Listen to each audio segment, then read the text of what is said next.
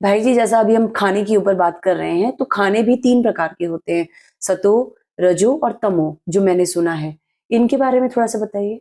आप सतो प्रधान खाना खाएंगे तो आप 100% स्वस्थ रहेंगे। रजो प्रधान खाएंगे 50% स्वस्थ रहेंगे।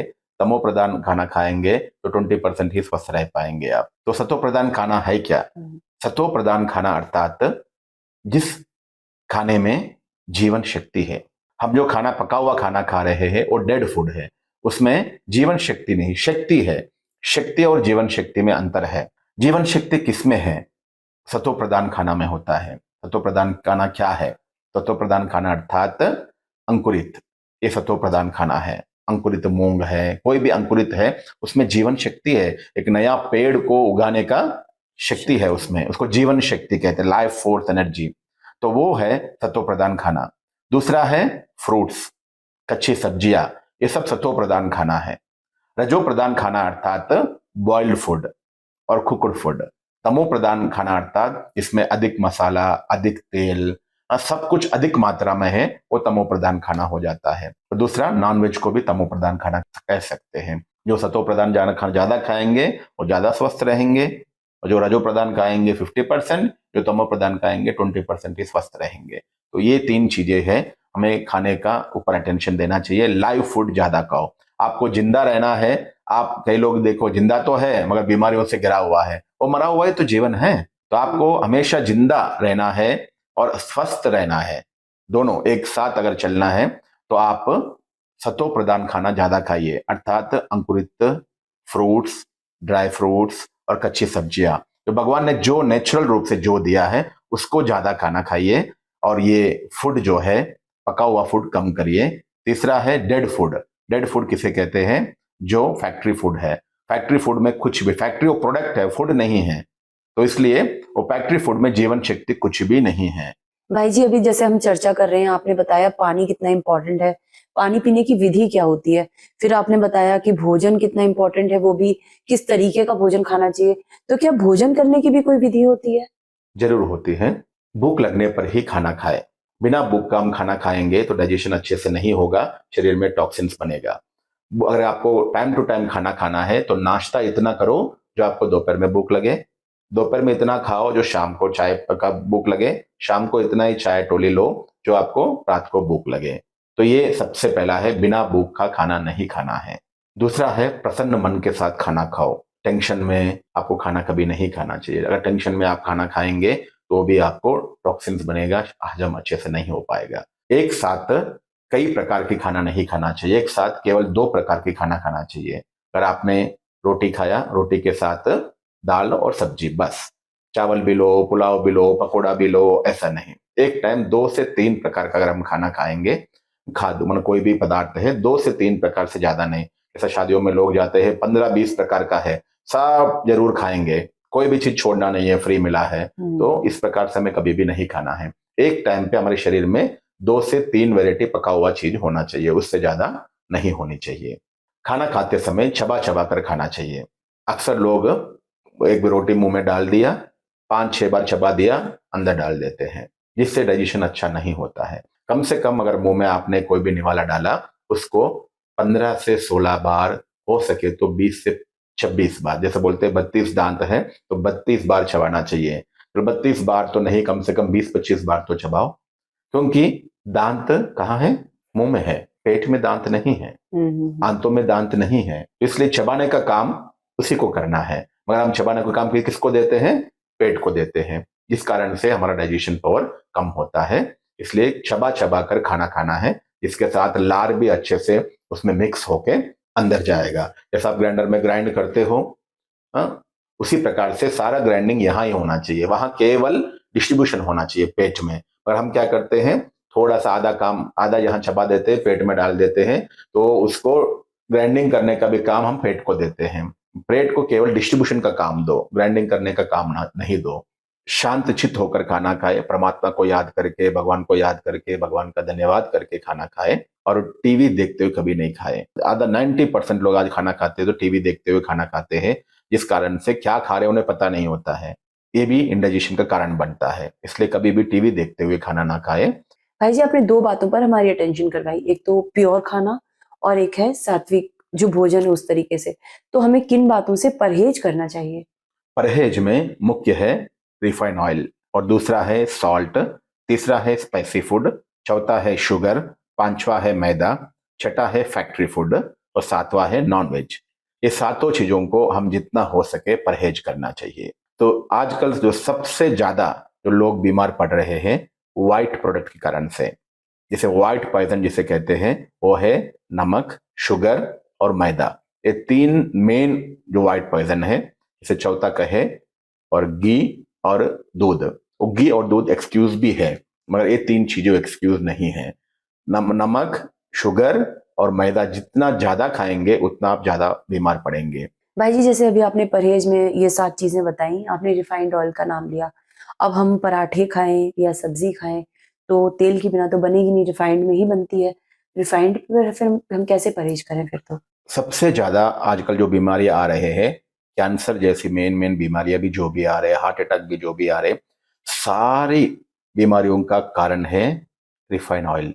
जितना रिफाइंड ऑयल ज्यादा यूज करेंगे, जिस घर में जितना रिफाइंड ऑयल ज्यादा होगा उतना बीमार ज्यादा होंगे। पहले जमाने में आप देखिए, अगर 200-300 साल की हिस्ट्री भी देखा जाए, इंडिया में रिफाइंड ऑयल फैक्ट्रीज ही नहीं थे। मुझे याद है मेरा बचपन में भी नानी जो खाना बनाती थी, वो कोई भी खाना बनाया उसमें केवल घी यूज होता था। थोड़ा सा 1 चम्मच घी डाल देती तो ऊपर से खाना बन जाता था। सब्जी भी बनाया, मटके में सारी सब्जियां जो भी 3-4 प्रकार की सब्जियां उसमें डाल देती थी, मटके में पकाते थे ने, और उसमें थोड़ा सा मसाला ऊपर से डाल दिया, घी भी ऊपर से डाल देती थी। खाना निकालने के बाद या पूरा खाना बनने के बाद ऊपर से घी डाल दिया, हो गया। और आजकल हम रिफाइंड में सब कुछ बना रहे हैं। तो यही सारी बीमारियों का कारण है। रिफाइंड ऑयल क्यों नहीं खाना है? रिफाइंड ऑयल जो बनता है ना, हाई टेम्परेचर में बनाया जाता है, एक है। दूसरा, रिफाइंड ऑयल में कई प्रकार के केमिकल्स मिलाया जाता है। जितना ज्यादा रिफाइन उतना ज्यादा केमिकल्स। तो कोई भी रिफाइंड ऑयल बनता है 5 प्रोसेस में, एक आपको कोई नहीं बताएंगे, 5 प्रोसेस में गुजरता है। ये रिफाइंड ऑयल के कारण से ही आपको हार्ट प्रॉब्लम्स है, ब्लड प्रेशर है, कैंसर है, स्किन डिसीजेस है, डाइजेशन प्रॉब्लम्स है। ये सभी प्रॉब्लम्स के कारण है रिफाइंड ऑयल। जैसे मूंगफली का तेल है, मूंगफली का 1 केजी मूंगफली मार्केट में 120 रुपए तक होता है। अगर आप तेल जब खरीदने जाते हो तो 1 बॉटल तेल आपको 120 रुपए में मिल रहा है। आपको 1 लीटर तेल, मूंगफली तेल निकालना है तो कम से कम 3 केजी आपको मूंगफली चाहिए। तो मतलब उसका रेट कितना होना चाहिए? 360 होना चाहिए। हाँ। मगर आपको 150 में मिल रहा है, 120 में मिल रहा है। कंपनी वालों को 60 रुपए में पड़ता है, तब जाकर वो 120 में बेच सकता है। आप खुद निकालेंगे तो 360 रुपए पड़ता है आपका छिगाने का तेल। आप जाके मशीन में निकालिए, 3 केजी मूंगफली देंगे तो 1 केजी आपको तेल निकाल के देगा। कंपनी वाले 120 में बेच रहे, मतलब उसको 60 में पड़ रहा है। मतलब 360 का तेल और 60 रुपए में आपको बना रहा है, और 60 रुपए कमाई कर रहा है। तो कितना दूषित है आप समझ सकते हैं। 1 लीटर तेल अगर मूंगफली तेल है तो उसमें ओरिजिनल तेल केवल 10 to 20% मूंगफली तेल होगा, बाकी सब केमिकल्स होगा। हम वो केमिकल्स खा रहे हैं, तेल खा ही नहीं रहे। रिफाइंड ऑयल अर्थात जहर है, वो ऑयल है ही नहीं। कोई भी कंपनी का तेल हो, वो तेल है ही नहीं। कच्ची घानी का तेल जो आप खुद निकालते हो उसमें ही सही तेल है। कुकिंग ऑयल 5 प्रोसेस में गुजरता है। सबसे पहला है डीगमिंग, दूसरा है न्यूट्रलाइजेशन, तीसरा है ब्लीचिंग, चौथा है विंटराइजेशन, पांचवा है डीऑडराइजेशन। तो ये 5 प्रोसेस से हर कोई कंपनी जो भी रिफाइंड तेल आपको बेच रहे हैं वो सारे ये 5 प्रोसेस में गुजारते हैं। तो डीगमिंग अर्थात डीगमिंग में क्या होता है, हेक्साइन बोल के केमिकल मिक्स करते हैं। तो हेक्साइन ये जो केमिकल है ये पेट्रोलियम प्रोडक्ट है। जो रॉ क्रूड ऑयल होता है उसमें से ऑयल, पेट्रोल, डीजल, ग्रीस सब कुछ निकालने के बाद जो बचता है, कोई काम का नहीं होता है, वो है हेक्साइन। जो ऑयल निकालने वाले कंपनी वाले वो कुक्ड ऑयल कंपनी वालों को बेचते हैं, वो कोई काम का नहीं है उनको, सब कुछ वो लोग निकाल लिया और कुछ भी नहीं। तेल का तत्व हल्का सा है, जो जिसे चिपचिपापन जिसे कहते हैं वो है, और कुछ नहीं है। वो हेक्साइन ऑयल 10 रुपए के लीटर के हिसाब से, 5 रुपए के लीटर के हिसाब से कुक्ड ऑयल कंपनीज को दे रहे हैं। तो वो लोग इस बीज में उसको, जो भी आपको मूंगफली निकालना है तो मूंगफली को हेक्साइन ऑयल में डुबो के रखते हैं, उसके साथ उसको ग्राइंड करके निकाल देते हैं। तो उसमें हेक्साइन ऑयल साथ में आ जाता है। तो हेक्साइन जो है बहुत बीमारियों का कारण है, हार्ट अटैक, कैंसर से कई बीमारियों का कारण है हेक्साइन है। ये बहुत डेंजरस है जो हमें जहर के रूप में कंपनी वाले परोस रहे हैं। दूसरा है न्यूट्रलाइजेशन। इसमें जो उसका स्टिकनेस जो होता है, जो मोटापन जो होता है, उसको कम करते हैं। आप देखिए, अगर आप खुद कच्ची घानी का तेल निकालिए, कितना मोटा होता है, हेवी होता है, भारी होता है।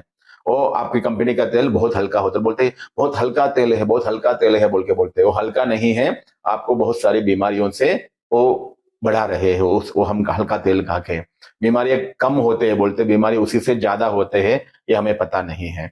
ये न्यूट्रलाइजेशन में फास्फोरस एसिड मिलाया जाता है, जिससे वो तेल जो है पतला हो जाता है। तीसरा है ब्लीचिंग। ब्लीचिंग में कॉस्टिक सोडा मिक्स किया जाता है। तो ये कॉस्टिक सोडा जो है, जो आप कपड़ा धुलाई करने के लिए यूज करते हैं, तो कई चीजों के लिए कॉस्टिक सोडा यूज किया जाता है, तो कॉस्टिक सोडा उसमें मिक्स करते हैं। चौथा है विंटराइजेशन। उसमें एथेनॉल बोल के एक केमिकल मिलाया जाता है, वो बहुत डेंजरस है। पांचवा है डीऑडराइजेशन। तो ये डीऑडराइजेशन में कई प्रकार का आर्टिफिशियल मिनरल्स ऐड किया जाता है। एक्चुअली जो रिफाइंड ऑयल है उसमें कुछ भी नहीं है। रिफाइंड ऑयल में ना प्रोटीन से, ना मिनरल से, ना एंजाइम से, ना कार्बोहाइड्रेट से, तो जहर के अलावा कुछ भी नहीं है। तो इसलिए आपको तेल यूज करना है तो कच्ची घानी का तेल यूज करिए, कोई भी कंपनी का रिफाइंड तेल यूज नहीं करना है। भाई जी, जैसा अभी आप परहेज के बारे में बता रहे हैं, तो आपने बताया कि रिफाइंड एक जहर है जो हमें परहेज करना चाहिए। नमक और जो सफेद जैसे मैदा, चीनी, इन सबसे परहेज करना चाहिए। तो और हमें ऐसा क्या ऐड करें कि जिससे हमारा मतलब हेल्थ को नुकसान ना हो? मेन है आपको जो बताया, रिफाइंड ऑयल उससे दूर रहें। दूसरा है नमक। नमक आपको यूज करना है तो काला नमक यूज करे, सेंधा नमक यूज करे, समुद्री नमक यूज करे, ना कि आयोडाइज नमक यूज करे। जो कंपनी का नमक होता है उसमें कई प्रकार के केमिकल्स ऐड करते हैं, उसको पतला होने के लिए, स्मूथ होने के लिए। और दूसरा है शक्कर। जितना हो सके सफेद शक्कर की जगह गुड़ यूज करिए। और शुगर, एक्चुअली सफेद शुगर में मीठापन है, साथ में बहुत सारे केमिकल्स भी ऐड, ये कई बीमारियों का कारण बनता है, हार्ट अटैक का भी कारण बनता है, डायबिटीज का भी कारण बनता है। तो आपको सफेद शुगर की जगह जितना हो सके लाल गुड़, सफेद गुड़ नहीं, जो भी सफेद गुड़ है उसमें भी ढेर सारे केमिकल्स होते हैं, जितना हो सके लाल गुड़, अर्थात जो आपको हल्का काला कलर, लाल कलर के बीच में जो गुड़ होता है, ओरिजिनल गुड़, वो यूज करने की कोशिश करें। सफेद शक्कर से जितना हो सके बचें।